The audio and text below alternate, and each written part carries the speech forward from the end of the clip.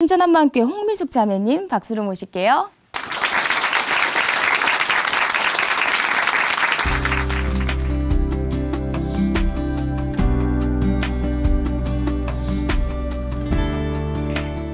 안녕하세요. 춘천한마음교회 홍미숙입니다. 저는 사람에게 관심 없고 사람의 마음에는 더더욱 관심이 없었는데요. 부활하신 예수님을 만나 사람을 사랑으로 품게 된 간증을 나누고자 합니다. 제가 아기 때 100일에 걸렸어요. 어려서부터 몸이 약하고 자주 아팠던 저는 초등학교 3학년 때까지 엄마와 함께 병원에 다니고 거의 매일 약을 먹었어요. 쓴 약을 계속 먹다 보니 입맛이 없어서 밥을 잘 안 먹었는데요. 아버지가 사오신 과자 종합 선물 세트가 밥 먹는 것보다 훨씬 더 좋았습니다. 엄마는 밥 먹기 싫어하는 저를 위해 같은 콩나물도 다르게 양념한 반찬을 더 만들 정도로 수고를 아끼지 않았습니다. 감기를 달고 살았던 저는 몸을 움직이는 것도 친구들과 어울리는 것도 싫어했는데요. 책 읽는 것이 좋았어요. 읽었던 책을 발표할 기회가 많았던 저는 학교에서 옛날 얘기 잘해주는 친구로 통했습니다. 중학교 들어가서는 유명한 고전이라고 추천받은 책은 모두 다 읽었는데요. 유명한 책을 통해 어두운 세상을 보게 되니 점점 더 말이 없어졌고 웃음도 없었어요. 동생들이 있었지만 외동딸이야, 막내야 이런 말을 자주 들었는데요. 첫째 딸이라고 하면 동생들 돌보느라 힘들겠다는 말을 들었지만 저는 마음속으로 엄마 아버지가 있는데 왜 내가 동생들을 돌봐야 해?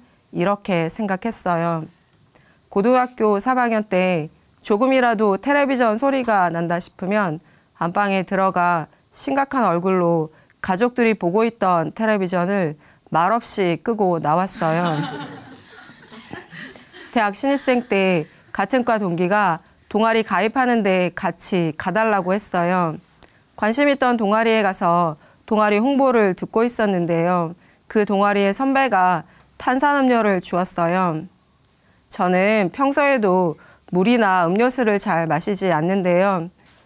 밥을 먹고 바로 물을 먹는 사람은 이해가 되지 않더라고요. 제가 계속 안 마신다고 하니까 같은 과 동기가 2잔을 다 마셨습니다. 저는 탄산음료 안 마셔요 했는데도 탄산음료를 권하면 그 사람이 정말 싫었어요. 제가 솔직하게 딸기우유만 먹는다고 말했는데도 초코우유나 바나나 우유를 사주면서 먹으라고 하는 사람은 이해가 되지 않더라고요.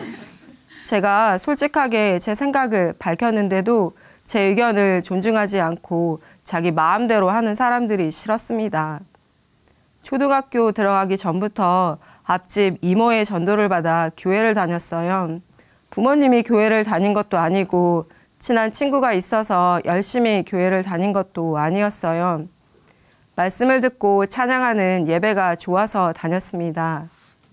대학에 가서 선교단체에 들어가게 되었는데요. 어떤 선교단체에 들어갈까 고민하지 않았어요. 입학 첫날부터 저를 눈여겨보고 기도했다는 같은 과 선배의 권유로 매주 연합 찬양 예배를 드리던 선교 동아리에 들어갔습니다. 대학 신입생 때 자매는 저 혼자였는데요. 신입생 자매 혼자라서 언니 오빠들의 사랑을 많이 받았어요. 동아리 방에 가면 선배들이 제게 써준 말씀 편지가 늘 있었는데요. 얼굴이 안 좋아 보이면 학교 밖에서 점심을 사주며 기도해 주었습니다.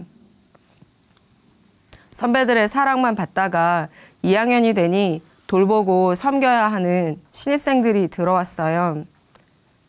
그동안 열심히 신앙훈련을 받았지만 돌보고 섬겨야 할 동생들이 후배들이 싫었습니다. 제가 관심과 사랑을 받는 것은 좋았지만 누굴 챙겨야 한다는 것은 싫었어요. 왜 내가 후배들을 챙겨야 해? 난 아직 2학년밖에 안 됐는데 자원하는 마음은 아니었지만 마땅히 해야 하니까 선배들에게 딱 받은 만큼만 동생들과 후배들을 돌보고 섬기게 되었습니다. 어느 날 동아리 방에 갔더니 늘 그랬던 것처럼 선배들이 제게 써준 말씀 편지가 있었는데요.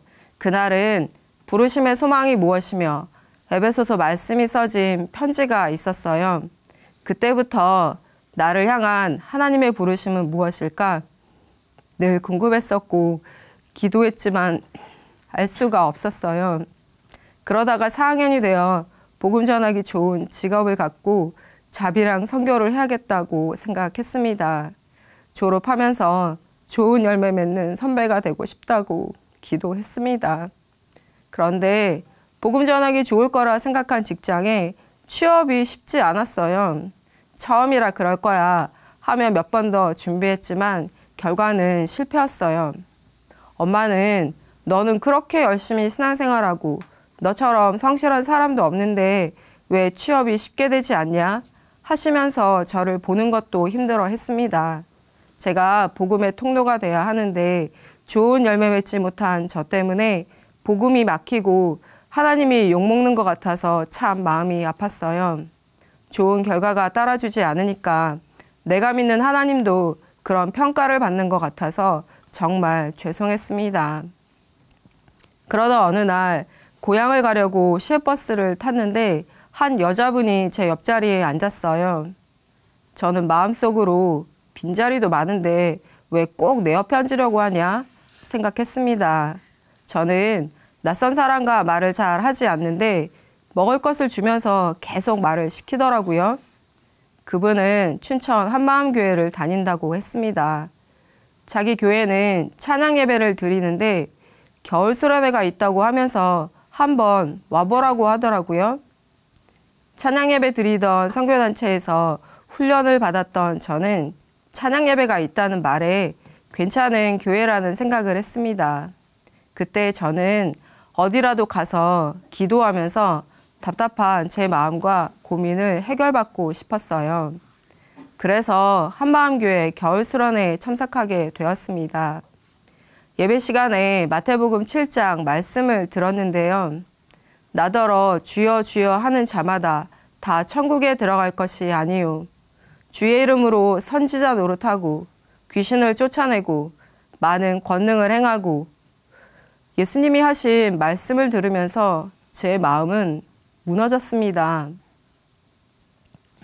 예수님이 나를 모른다고, 불법을 행한다고, 천국에 들어가기 힘들다고 말씀하시는 것 같았어요.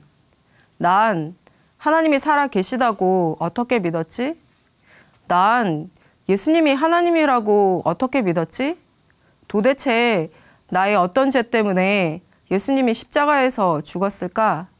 이런 기본적인 신앙 질문에 확신을 갖고 답을 하지 못했어요. 그동안의 신앙생활과 선교단체에서 훈련받았던 시간들이 지나가면서 알고 있다고 믿고 있다고 생각했던 모든 것이 흔들렸습니다. 왜 나를 모른다고 하시는지, 왜 불법을 행한다고 하시는지, 저는 예수님이 살아계신 하나님이라면 지금 저에게도 내가 하나님이라고 말해줄 수 있지 않냐고 따지듯이 기도했어요. 기도해도 응답은 없었지만 정말 예수님을 만나고 싶었어요. 말씀을 읽고 기도하던 중 예수님의 제자들이 생각났습니다.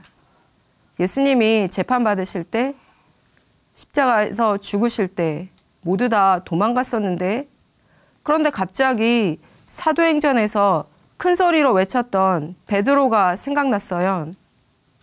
3,000명이 넘는 사람들 앞에서 너희가 십자가에 죽인 이 예수를 하나님이 살리셨다. 그리고 주와 그리스도가 되게 하셨다. 회개하라. 우리는 다 이 일의 증인이다. 3,000명이 던진 돌에 맞아서 죽을 수도 있었는데 진짜 죽었다가 다시 살아난 예수님을 보지 못했다면 목숨을 걸고 자신 있게 말할 수는 없었어요. 죽음이 끝이 아니구나. 확실히 봤어요. 베드로의 변화된 모습 뒤에 있었던 것은 바로 예수님의 부활 사건이었습니다. 나를 창조한 전능자 하나님이 나와 똑같은 사람으로 이 세상에 오셨다 가셨구나. 나처럼 피곤했고 눈물을 흘렸고 살이 찢어지고 피를 흘리고 고통을 당하고 죽으셨구나. 그리고 누구나 믿을 수 있도록 부활하셨구나. 예수님의 부활 사건이 없었다면 부활의 증인도 없었고 부활의 기록도 없었겠구나. 예수님의 죽음과 부활은 역사에 기록되어 있는 사실이었어요. 부활이 모든 것을 믿을 수 있는 증거였고 더 이상 흔들리지 않게 되었습니다. 부활을 통해 나의 주인, 나의 하나님이신 예수님을 정확하게 믿게 되었어요.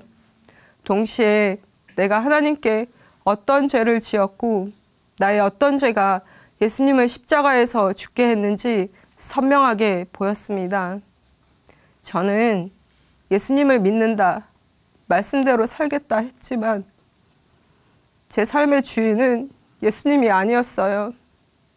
제가 원하던 진로가 막히니까 감사도 기쁨도 없었어요. 예수님을 위해서라면 선교사로 갈 수도 있고 죽을 수도 있고 무엇이든지 할 수 있어요. 할 수 있어요 하는 마음의 주인은 바로 나 자신이었습니다.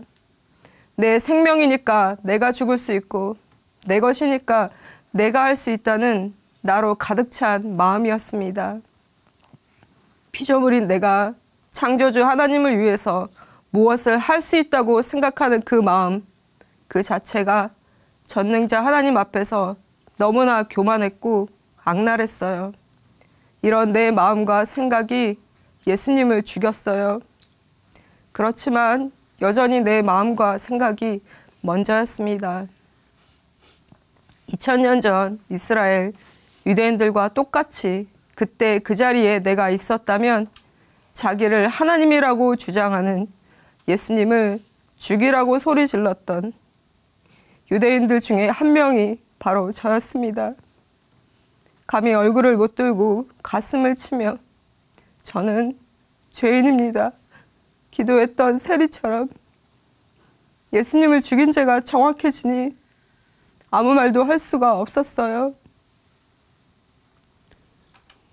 내가 보기에 좋은 결과가 따라주지 않으니까 하나님의 사랑을 의심했고 믿음이 흔들렸어요. 그런데 부활이라는 결코 흔들리지 않는 증거를 주신 거예요.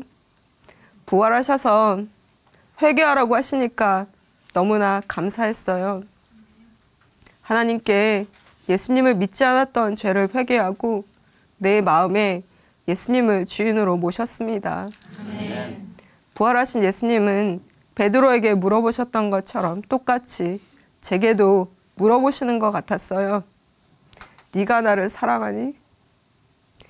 감히 말할 염치도 없었지만 모든 것을 아시는 예수님, 내가 예수님을 사랑하는지 예수님이 아십니다. 고백했습니다.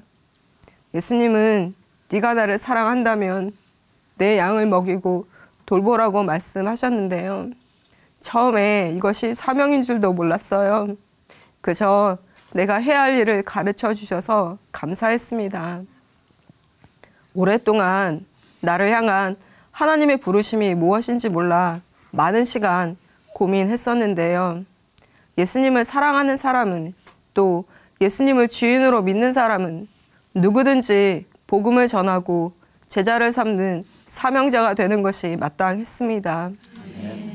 부활하신 예수님을 만나 뜨거움 때문에 사람들을 만났고 부활하신 예수님을 전했어요.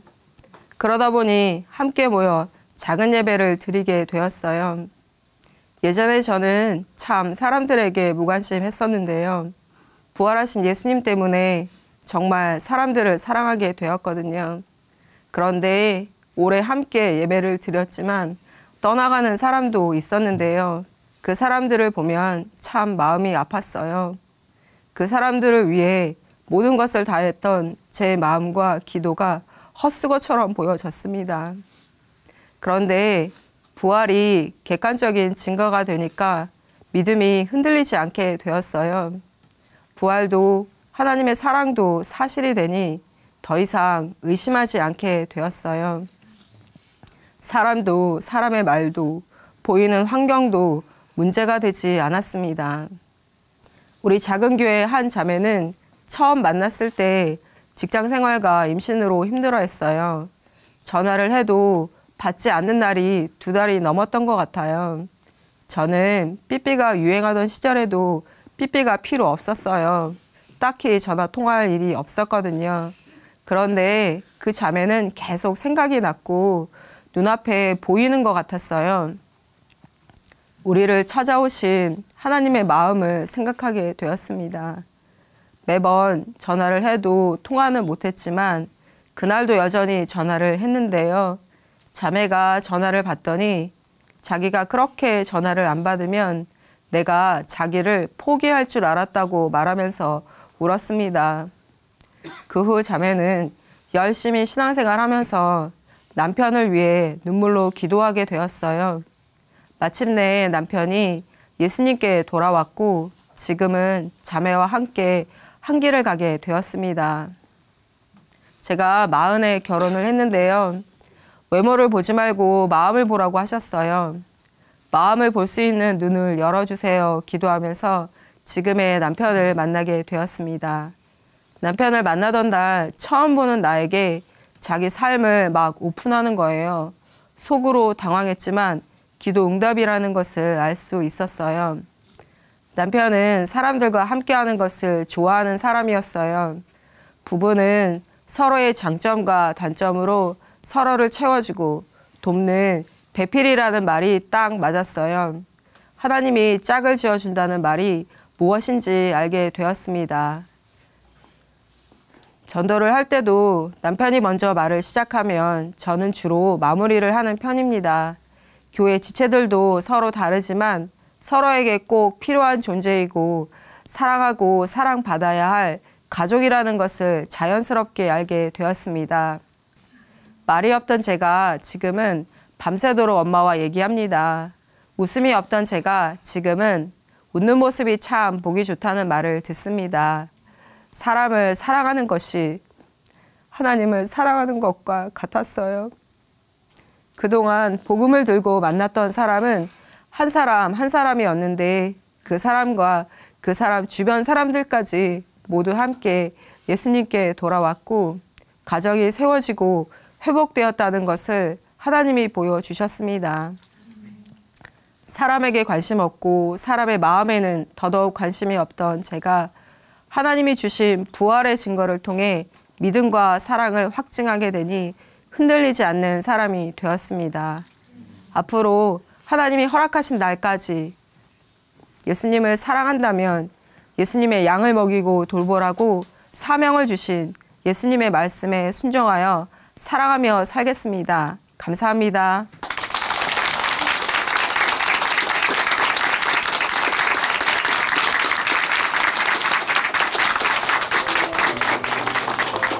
네, 간증 감사합니다.